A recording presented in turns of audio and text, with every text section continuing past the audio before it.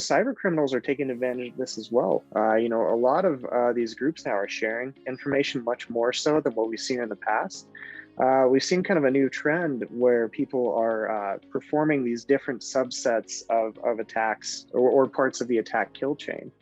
Hello everyone, this is Jeannie Jessica and you're listening to Secure Insights, a series of conversation with industry experts, influencers, and leaders in the cybersecurity space, extensively on large-scale data science and threat research intending to help secure customers' cloud environments.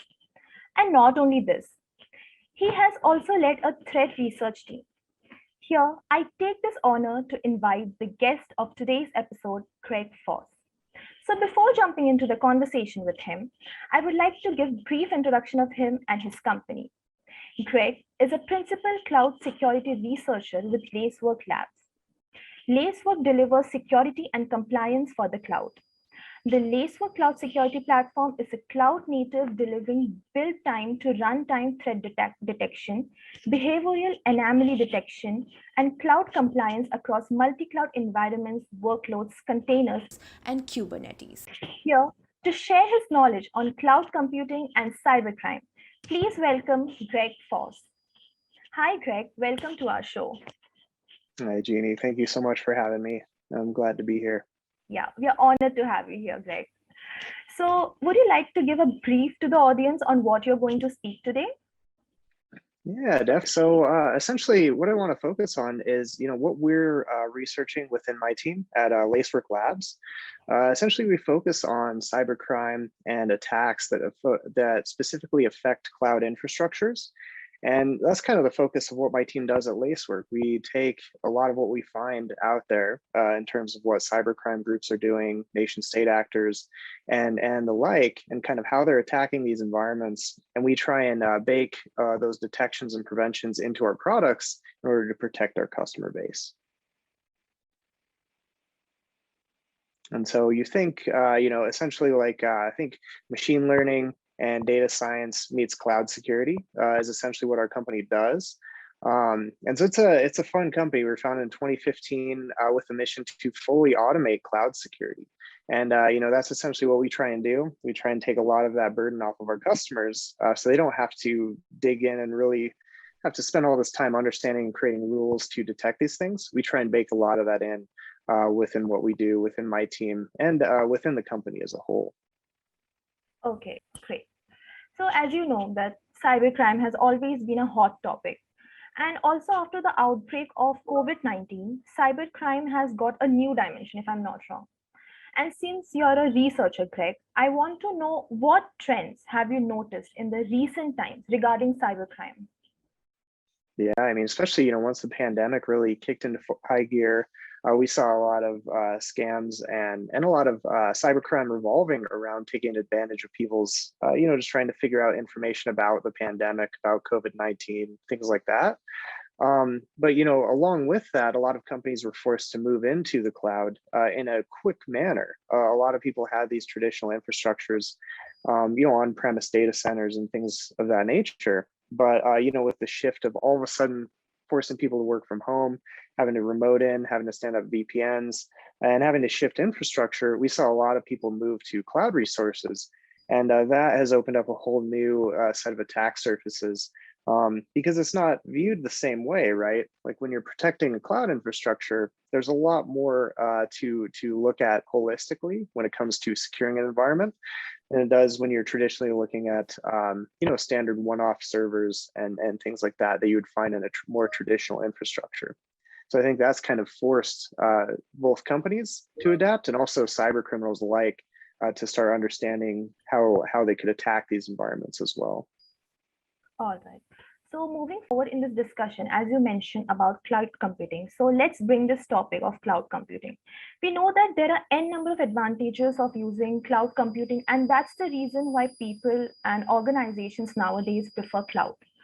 So could you please tell us how is cloud changing the landscape regarding cybercrime? Yeah, definitely. It's made it a lot easier for businesses to do business, to stand up new businesses, but also cyber criminals are taking advantage of this as well. A lot of these groups now are sharing information much more so than what we've seen in the past. we've seen kind of a new trend where people are performing these different subsets of attacks or parts of the attack kill chain. So we have some individuals that will go and specifically do wide range scanning of the internet, gaining access to servers, mapping them out and understanding kind of dollar values there and placing them for sale on marketplaces for someone else to come in and simply purchase access into that environment and deploy cryptocurrency miners, maybe deploy ransomware, or often we've actually seen nation state actors as well take advantage of this. And it's kind of everything in between.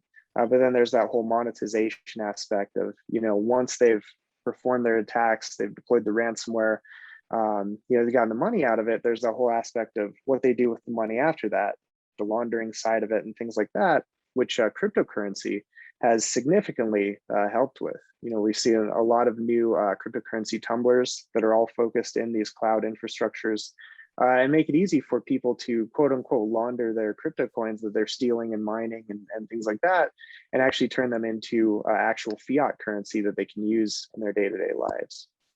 So it's kind of both sides of the spectrum are benefiting, so to speak, but also it's made it a lot easier for these actors to get into these cloud environments because there's a whole new attack surface once you move to cloud that wasn't previously there. And so that's an area we're very laser focused on right now. Okay. So you just mentioned about cryptocurrency. So aside from cryptocurrency mining, are there any other prominent cloud risks to consider? Yeah, definitely. I mean, one that we're very concerned with is the risk of ransomware within cloud infrastructures. Because it's so easy to implement and pull off some of these attacks. Like some of the things we've simulated in our environment are such things as, encrypting S3 buckets at scale. This can be done in a matter of seconds with very few commands, not even malware, really. And the scary part about that is there's a lot of these marketplaces where you can go and purchase access to Amazon environments and various other cloud provider environments. A lot of these credentials are stolen from mobile applications that are developed insecurely, or people have their personal systems hacked and they steal the keys from what they have in their cache locally. And all that information is made for sale pretty cheaply on these forums. And, that allows some of these attacks to take place at some kind of scary scales that we hadn't really seen in the past. The average price we're seeing now for access to an Amazon account is around $45. So, I mean, that's very little cost if you just need to purchase these keys, go in and encrypt their S3 buckets, and then hold them for ransom with no way for the customer to recover that data. That's an area I think we're going to see pick up prominence in the coming future. But right now, most of what we're seeing is just them taking advantage of cryptocurrency miners and deploying ransomware in traditional ways. But attackers we've seen, as the infrastructure changes and as people advance, so do the adversaries as well. Okay.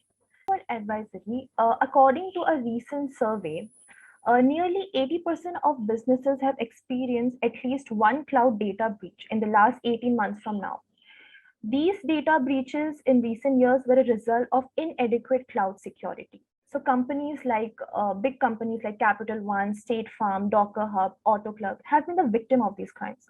So what avenues, according to you, are the attackers leveraging to obtain access to cloud resources? Yeah. A lot of it comes down to misconfiguration. Because there's so much complexity involved with a lot of these infrastructures, especially some of the companies you mentioned are very large, have very complex networks, a lot of moving pieces. There's always going to be room for error there. And, the main way that we see organizations having their cloud infrastructure breached is through these configuration issues. Missing certain items, having, lacking identity access management is a key component. And also these policies that could be applied across, how they govern access to certain resources, to certain systems, and how these systems are stood up and operationalized, all of which can introduce risk in certain ways, and all have that potential to be an avenue into these organizations' cloud infrastructures. So that configuration management is such a key component. That's why we focus a lot on vulnerability management and configuration management at the core of what we do at Lacework, on top of the detection side of things. In the event, attackers are going to get through, we want to be able to detect them at that side as well. Yeah. And what do you think that how are these cyber criminals profiting from comprising cloud resources? Yeah, primarily a lot of them are doing crypto mining. They'll get in, they'll stand up their crypto miners, and they'll be just running these kind of in the background across a bunch of systems. And it's a numbers game. For them, like if you're mining on one asset, that's not going to generate a whole lot of revenue. But if you get into, say, a Kubernetes cluster, and you can deploy this across 100,000 assets, and you can mine in a way that's going to be undetected, that's a great way to actually bring in some decent revenue. So that's the primary way we're seeing a lot of these actors take advantage of cloud. But there's also that resale of data. So if they can get in and steal access to sensitive data, any identifying information, usernames, passwords, social security numbers, things of that nature, they'll profit from that as well. And then the last most prominent one is going to be ransomware, and just directly encrypting the assets themselves, and then eventually going after those backend data sets as well. Yeah, so maybe we can say that the cloud infrastructure is like hacked due to lack of IAM systems, or maybe operations and how systems are set up. Oh, yeah, definitely. Identity access management is a very complex topic, and that's something it's hard for companies to get this right, especially moving to cloud. A lot of people are used to traditional infrastructure where they're doing identity access management with, say, like a Windows domain environment. When you move to the cloud, it changes things substantially because, say, look at Amazon, for example. Identity access management within Amazon is very similar to how Windows would do it within a traditional kind of domain environment. But it's just a different way of doing it. It's a different nomenclature, different terminology that's used. But at the core, it's kind of all the same concepts, just applied in different ways. So I think a big component of this is training people so that they understand how to do this properly within these environments. Okay, yeah. So last, Greg, what message would you like to give to the organizations out there who want to defend themselves against cloud cybercrimes? Yeah, it really comes down to doing proactive security up front. That configuration management, patch management, least user privilege, deep understanding of identity access management, and implementing those controls that will do this in a way that is extensible and is a way that you can audit this and ensure that it's effective. And also auditing this and testing it, having third-party penetration tests done on your environment, and understanding what your actual attack surface looks like. All of this, there's no easy button to any of this. But I think there's those core components of that, configuration management, really getting that solid, really getting your patch management and vulnerability management locked down, and then getting it all operationalized and automated as much as possible. And additionally, having the ability to detect when things do get through, and have the response plans in place for what you're going to do when you see someone maybe gained access to this environment or has gained access to sensitive resources. I think all of that plays into all the steps kind of needed to defend an organization, especially within the cloud infrastructure today, just due to the complexities and how much it's scaling nowadays. Yeah, superb. So thank you so much, Greg, for your time and enlightening us with your knowledge and sharing all these insights. It was lovely to have you here in our show. And honestly, I can't wait to have another conversation with you on cybersecurity. There was a lot of learning in this episode and our audience, and I look forward to hear from you again. Also, thank you listeners for tuning in to our show. And if you have any questions related to this topic, feel free to drop your questions on the comment section below, and we will certainly get back to you with the answers. Thank you so much, everyone. See you all in our next episode.